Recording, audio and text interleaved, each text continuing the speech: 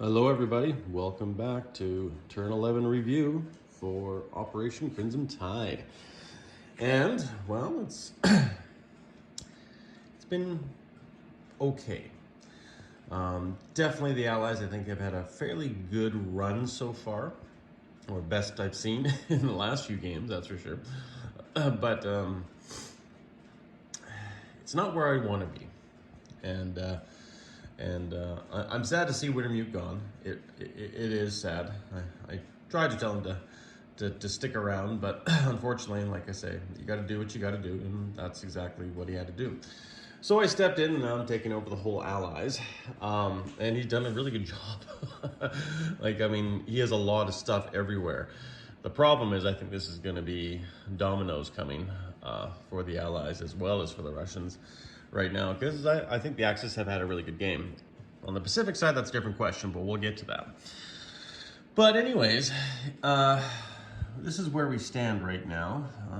We got ships everywhere, and we also have a D-Day, a D-Day point or 2.0. A little bit stronger this time, but ultimately, I was tossed up with this 50-50. I feel I wanted to help the Russians as much as I could, but I really wanted to wait another turn. But I don't know if we really could have waited another turn. Problem is, he can bring his entire Air Force and all these units in there to take that territory back.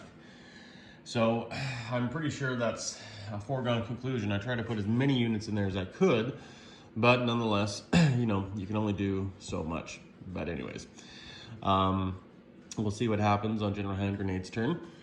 And we'll see if the Americans, sorry, I'm hoping anyways, the Americans next turn, apologies guys, the Americans next turn will be able to get into the war. I think they're $3 away from it.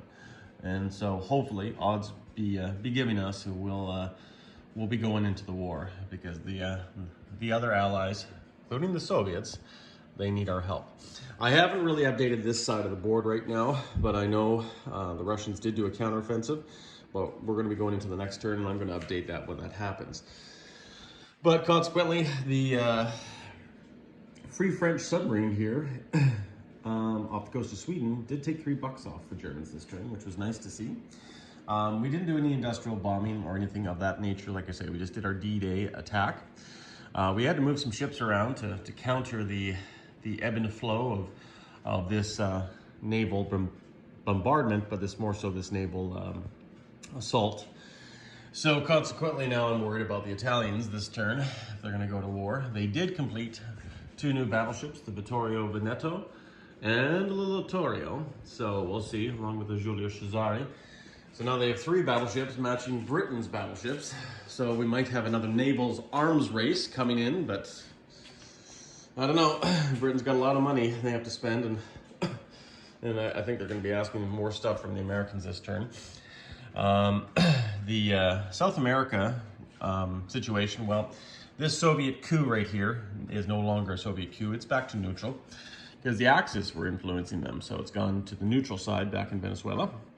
And right now, South America is just waiting to go to war down here. So we'll see what happens.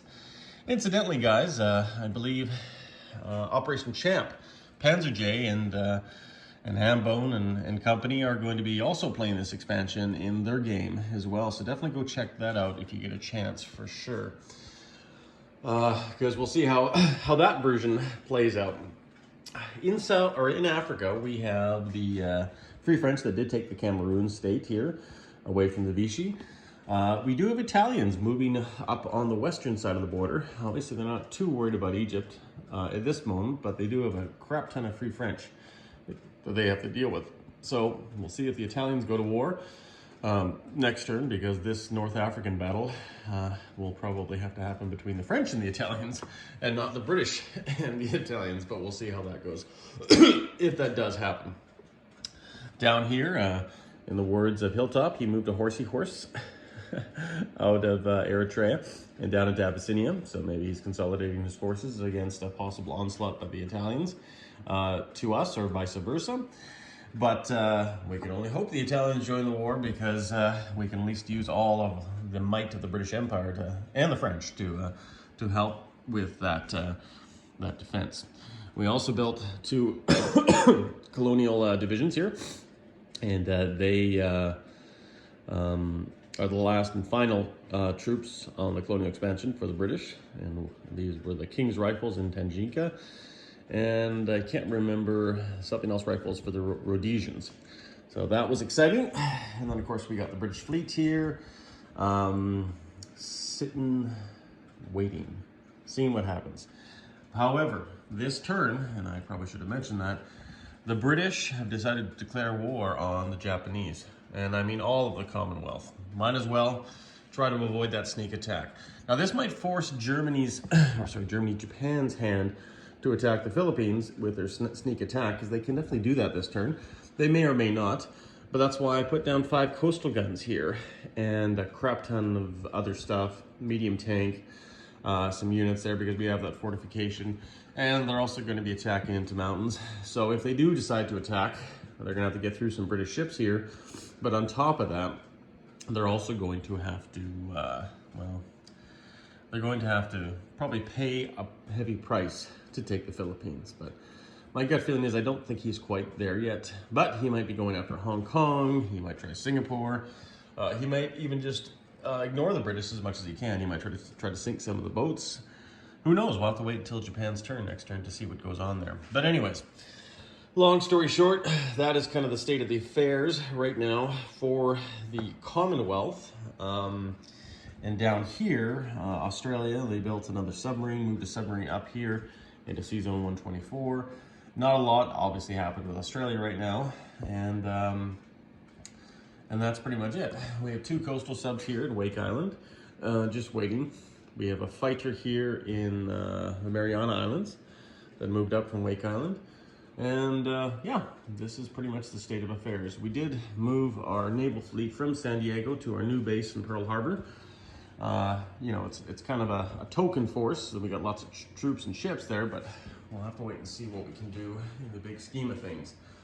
Right now, the war is starting to heat up, and we'll have to wait and see what General Hand Grenade does for his next turn. And we'll go into more depth into the Eastern Front for the next review, guys. Simple, basic review, just to go over everything. Like I say, once we're all at war, all hell's gonna break loose, especially this little nation here, Turkey. It'll be fun to see what they do. Anyways, guys, take care, stay classy, and Sky Marshal is out. Cheers.